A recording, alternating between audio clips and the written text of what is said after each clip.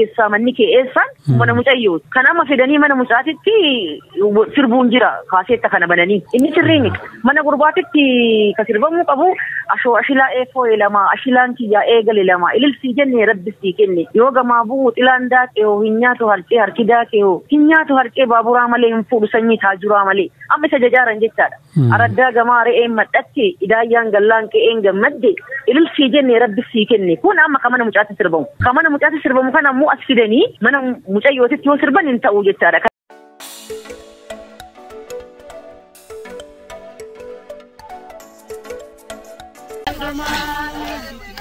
Aadaan kun yeroo shamarri arsii takka kadhatamteeti ayyaanni xumurame guyyaa gaa'elaa shamarrantu sirbaa shamarran sirbitu gara nyaattee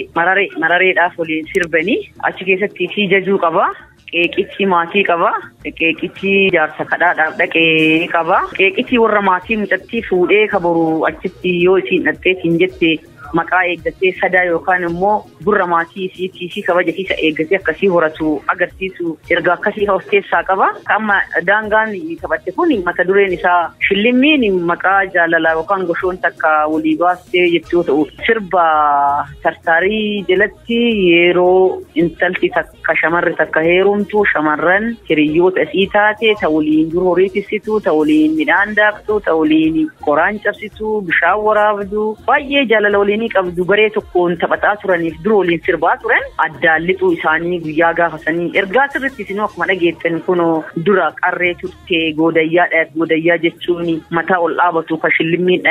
goodayyaa ka jedhamu isa gaafa heerumtu sana ammoo shillimmii bareeda durbaa iyyee xurumbaan goshoo goodayyaa mariinii bassii dhayadhu nyaapha dhaqanii galanii garaa hidhadhu jetti.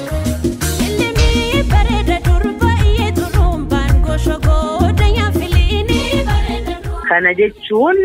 shamarri arsii takka goodayyaa akka shillimmiin mataa ufafotti dhaattee ol jedhee jira miti akka tabba fakkaatu. Inni tabba fakkaatu sun gaafa gaa'elaa bantii bakka lamatti gadi baqaffameeti. Sanii booda ammoo dhadhaa dibanii fi dhadhaa urgaa garaagaraatiin dibanii fi bantii taate. Bantii ta'uu jechaan akka aadaa arsiititti ta bantii baqaffattee ta bitaa abbaa warraa teettee ta seera fixattee ta badaa galgala ta rakkoo ganamaa jedhee yoo dhaamatullee dhaamannoo keessatti dhaamatan. Kanaaf amma goodayyaan sun gaafa san baqaqaa jechaadha. Gaafa heerumtu san baqassanii fi seenii nyaapha dhaqanii galanii garaa hidhadhu akkuma jetti mana nyaaphaa eegamutti garjabeetti akka taatu cimtuu taate mana sii bulfachuu akka qabdu sanii kun ammoo akkuma ergaa irraallee hubattaniitiin jettan mararee kallattii adda addaatiin hiriyyummaadhaan waliin dabarsan ta'uun lamuu walitti deebi'uu akka hin dandeenye abbaan illee garaa nyaachuu diddeenii uduma isiin hin gayinii uduma isiin wanna hin jedhin akka heerumsiisaa jiru jaarsi gidduu lamaan deemeetiin jedhee akka kadhatee isiin akka heerumtu gochuun sun ammoo sirrii akka hin taane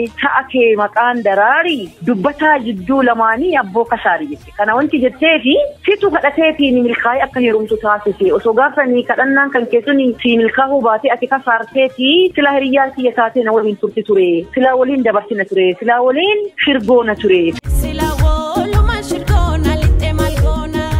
Deemseetiin isaa kee maqaan nageelle kennanii duruu dhageenne garaan hin geenne amma maal jechuudha hiriyyaan isii sun akka heerumtu kana barbaaddeen jettu jetta ijoolleen tunniin hiriyyoon isii sunniin mucayyoon tun akka heerumtu hin barbaanne jetta akka waliin turtu hiriyyoomuma ofii saniin waliin turan waan akkasiisanii kana maa sirbutu idaayitti osoo hin taane idaayittiin gaafa sanii bahee hiriyyootaa waliin mana keessatti jette tartariin alarra sirbama idaayittiin gaafsan ka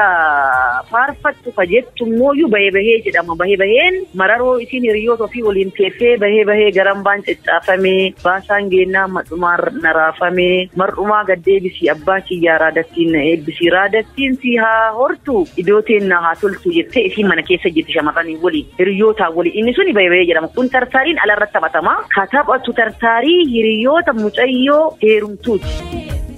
Laakiinsi jira namni amma garamitti deemaa jira gara ammayyummaa kanatti deebi'ee ammayyummaa kana naannessitu jira mana cidhaatti illee argitaniitiin jettanii akkasitti walii jechuu san hiriyyaan isiin qabdu akkasitti teessee jechuu caalaa wama kaaseettatti waraabame kanaanii caqasanii sirbuun jira sirba durii kana irra gara sirba ammayyaa goruunuu jira sirbuma ammayyaa kanaayyuu kamana shamarree heerumtuutti sirbamuu fi kamana gurbaa fuudhuutti sirbamu waliin makanii sirbuun kun jira kun amma sila akka seeraatitti sirbi amma ijoolleen shamarran warranii sirban kunniin hiriyyatti sirban mana gurbaatitti sirbamu mana gurbaatti ka sirbamu ashwaashilatti sirbamu kabraatii miti ijoolleen maan sirba baaftuuyyuu ijoolleen mammaani artistoota kunniinu isa mana gurbaatti sirbamuu fi isa mana mucayyootti sirbamu wal keessa oofanii sirbuun jira inni amma uumee ganama aadaa ummata oromootitti inni mana mucaatitti sirbamu mana mucaatitti sirbamu malee mana mucaatitti sababni sirbamuuf hin jiru inni mana mucaatitti sirbamu ammoo mana mucaatitti wali sirbamuuf hin jiru amma fakkeenyaaf obbee daamee obbiyyoo daamee daamaa aayyaa firri garmaame akka raaseen dibee mataa kee akki baasuun dhibee abbaa kee si geegessaa manni kee eessaan mana mucayyoo kan amma fedanii mana mucaatitti sirbuun jira kaaseetta kana bananii inni sirriini mana gurbaatitti ka sirbamuu qabu ashoo ashilaa eefoo lama ashilaan kiyyaa eegale lama ililsii jennee rabbisii kenne yoo gamaa bu'u xilaan daakee hoo hin nyaatu harcee harki daakee hoo hin nyaatu harcee baaburaa malee hin fuudhu sanyii taajuraa malee amma isa jajaaran jechaadha araddaa gamaa re'een madhatte idaayyaan gallaan qe'een gammadde ililsii jennee rabbisii kenne kun amma ka mana mucaatti sirbamu ka mana mucaatti sirbamu kana ammoo as fidanii mana mucayyootitti yoo sirban hin ta'u jechaadha kana akka adda baafatan hubannaan laafiinsi baay'ee jira namni garuma ka ammayyaa kanatti dabuu waan jiruuf akkam goonee isa kanniin maatiin maal irratti hojjechuu akka qabu ijoollee akka waa hubachiisuu qabu mana barumsaa irratti amma barnoota aadaa jedhanii ka barsiisantu jira barnoota aadaa kana keessattuyyuu barsiisonni afaaniif aadaa barsiisan kunniin isaannan kanniin adda baasanii akkamitti barsiisuu akka qaban wanni hojjetamaa jiru jira haa ta'uuti laafiinsa guddatu jira namni garuma ammayyaa kana goruutu jira hubannaan jirullee baay'ee laafaadha kun irratti ciccinee manguddoota keenya faawwata keenya biraa finneetiin dhalataan kun akka qabatu gochuun gahee qaama sadarkaadhaatiin jiru keessattuu waajjira aadaa turizimii sadarkaan jiruu fi gumii hawwatii siinqeetiif abbootii gadaa hawaasa keessa jiranii fi keessaa filataman sanniin akkamitti waa yaadachiisuu qaban waan jedhu kana irratti hojjenneen alatti laafiinsa guddatu jira jechuu barbaadeetti.